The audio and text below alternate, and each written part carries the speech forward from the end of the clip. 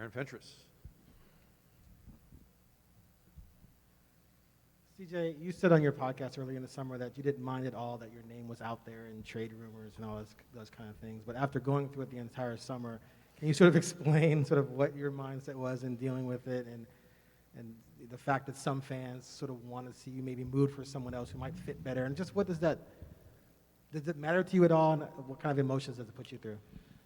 No, I think I'm at this stage in my life where you understand what comes with the game. I think that there's going to be fans that love you, there's going to be fans that aren't fans of you, and there's going to be fans that like you but still would like to see you traded. And I think it just comes with the territory of being a professional athlete. Your job is to do your job. I try to do the job to the best of my ability. I had a very eventful summer. I had a fun summer. I worked on my game. Purchased a vineyard. I did some things that I wanted to do as a man.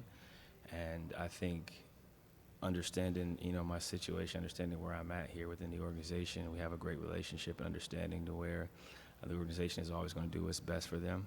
I'm thankful to be here. I'm happy with the role that I play and look forward to continuing to do my best to help us win a championship. And I think looking at the fans, the way they've supported me over the course of my career, looking at the ownership, looking at the staff, obviously the staff that's no longer here, I'm thankful to have been a part of that and look forward to building on what we're going to try to accomplish with Chauncey. But in terms of that stuff, I don't take it to heart or anything like that. Everybody has the right to their own opinion, and I appreciate fans being passionate. As a fan of my Browns, I'm sure I've said some of the same things that they're saying about me, about some of my friends who play. So if you look at it, from that point of view, it is what it is. And I look forward to, continuing my career here. Casey Holdo. Congrats on the big win yesterday, CJ. Thank you. When Chauncey talks about accountability, particularly on the defensive end, what do you feel like that means for you? And how do you feel like maybe that manifests itself in the locker room for you guys? Yeah, I'm comfortable with any style of coaching based on how I was raised in my household. We don't really hold punches. So I'm not afraid to be critiqued. I'm not afraid to be challenged, and Chauncey understands that. I've known Chauncey for a while, and I told him, same thing that I told the rest of the staff is, challenge me. You can use me as an example. I won't be offended. I do my job. I take my job very seriously. I know there's ways I can improve my job all the way around. So I look forward to the accountability. I look forward to what comes with being a high-profile player who's highly paid and is expected to produce. You started last season with pretty much the best numbers of your career before the injury. What should we, and the team was winning more, what should we expect starting of this year as far as the wind behind your sails? I had a very productive summer. I took a look at, what I need to improve on, and obviously, what I did well, what I didn't do so well, and obviously how I started the season was a point of emphasis from my last summer, and I think it's the same for this season. Understanding what I had to do to kind of get my mind and my body ready last year, I've done a lot of those same things and probably more from a preparation standpoint because I didn't have to rehab like I had to do the last few summers, working on my back and then having a foot fracture during this season. I was able to kind of play through and get to the summer, so I didn't have to play catch up this summer like I had to do in past years. So I look for more of the same, getting off to a good start, defending well, playmaking. Obviously, I've been scoring, since I came out the womb, so that won't be hard. But it's just more about the other stuff. CJ, congrats to you and your wife as well, father and Thank you. mom to be. Mm-hmm. Life's gonna get a lot more hectic for you. What kind of tips you get from your buddies like Dame and else that have little kids running around? My brother has a 1-year-old, so I get to see little E, when I'm home and when he comes out. So I have a pretty good perspective and understanding of what comes with that. My brother's my best friend, so I talk to him every day. And I'm looking forward to the challenge. Life is continuing to evolve for all of us, especially myself, turning 30, being married, having a kid on the way, having a lot of responsibility within, the league, the organization, and some of my other business endeavors. Time management is important. Work on your game, focus on your day job, but also have healthy hobbies. I'm trying to sleep as much as I can now before the baby comes, and Dame can attest to it. He's a father. He's got 3 kids. I'm going to take my time before I get to 3. But I know that there's no better job than being a father, and having seen my brother and my father, my grandfather, may he rest in peace. You know, that's something that I'm going to cherish and enjoy, and really, really take advantage of and savor. Sean Hyken? CJ, being president of the Players Union, what's been your reaction to the last week or so with some of the stuff that different players have been saying about the vaccine and about them not wanting to take it or their reasons for it, and kind of the league's mandate on all that, or not having one on all that stuff? What's your reaction to it as somebody in the position that you're in now? I see everything.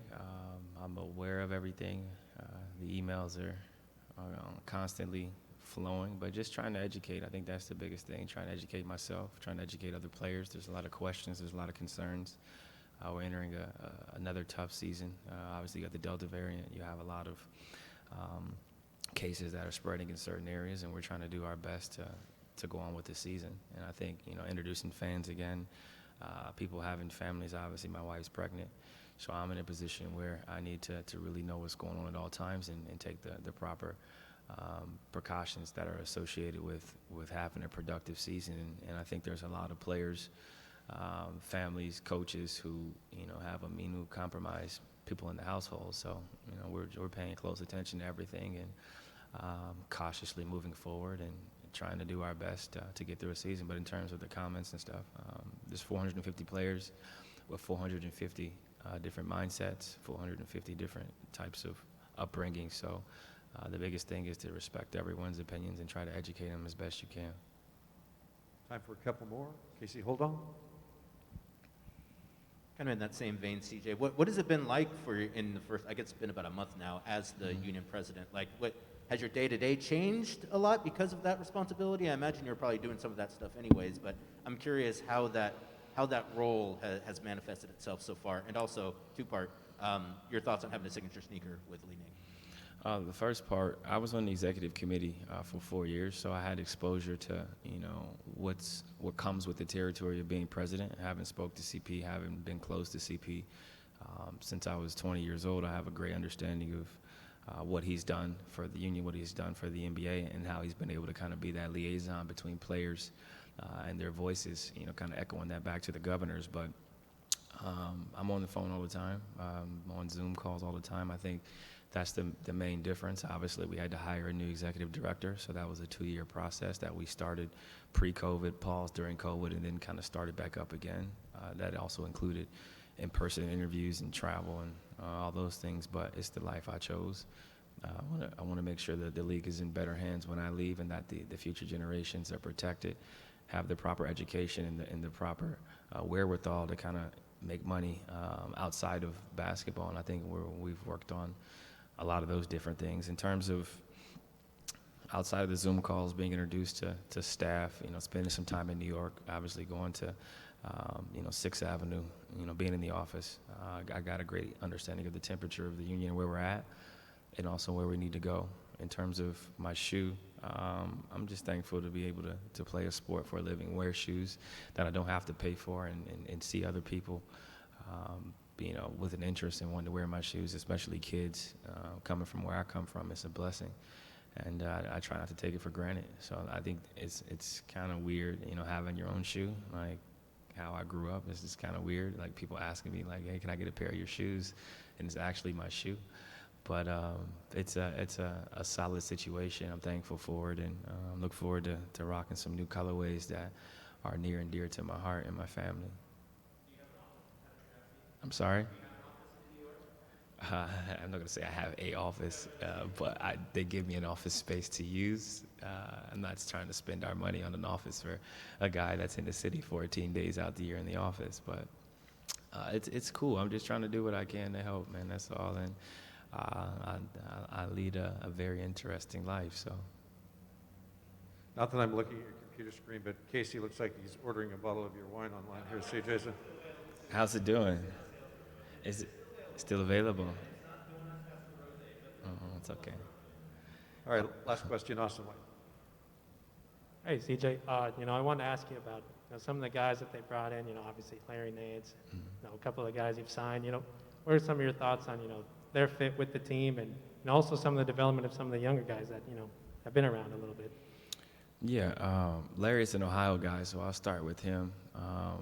Explosive athlete, he's smart. I think he shot 36% from three, the last few years, so he can stretch the floor.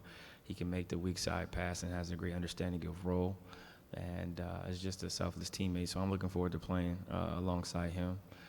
We brought in Ben McLemore, a guy who's in my draft class, one of the prettiest jumpers I've ever seen.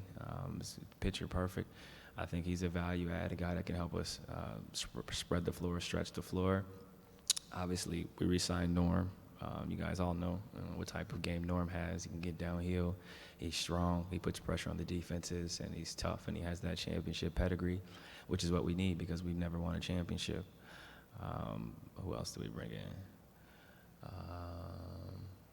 I'm forgetting. Cody Zeller. Cody's also in my draft. That's my guy. Very, very smart, pick and roll player, takes charges. I think you've seen the charge on Instagram, a guy that takes charges in open gym. You learn a lot about, who he is as a person to his core. He'll do whatever it takes to win. Another selfless player, Tony Snell, is also in my draft. I forgot about Tony because Tony's so quiet. He doesn't really say much.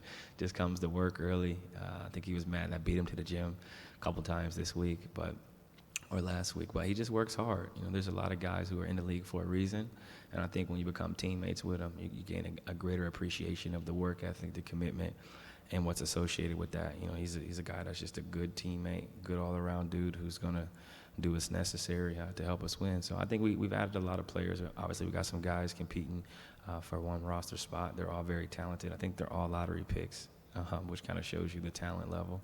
So I think we're heading in the right direction, but it's more about, you talked about internal development.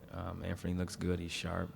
Besides the tattoos, he looks stronger. He looks more comfortable, more confident, which is what we're going to need from him. I think the game starts to slow down as you get more experience playing in games, and then as you get more experience in practices, him having to go against myself, Dame, him having to really be challenged every day is going to help him immensely in games, and he's working with Dr. Phil, so I think that'll help him. Nas looks really good. I'm sure you guys have heard about it. I've seen some articles written about his development. He's hungry. His body looks good. He's taking care of himself, and I think from a maturity standpoint, people forget he wasn't in school very long. You're used to seeing like polished men. Like Dame went to school for a long time. He kind of got a lot of the mistakes out the way. The learning curve kind of sped up. I went to school for a long time. Then I didn't play right away, so I got to kind of sit and watch. When you get thrown into the fire at 19, it's hard. So I think they've kind of had time to grow, handle some things off the court, get more structure in terms of a schedule and how to be a professional. And I think you'll see a better version of them, which will make our team better as well. Okay, wrap it up there. Thank you, C. Go Browns. Go Packers.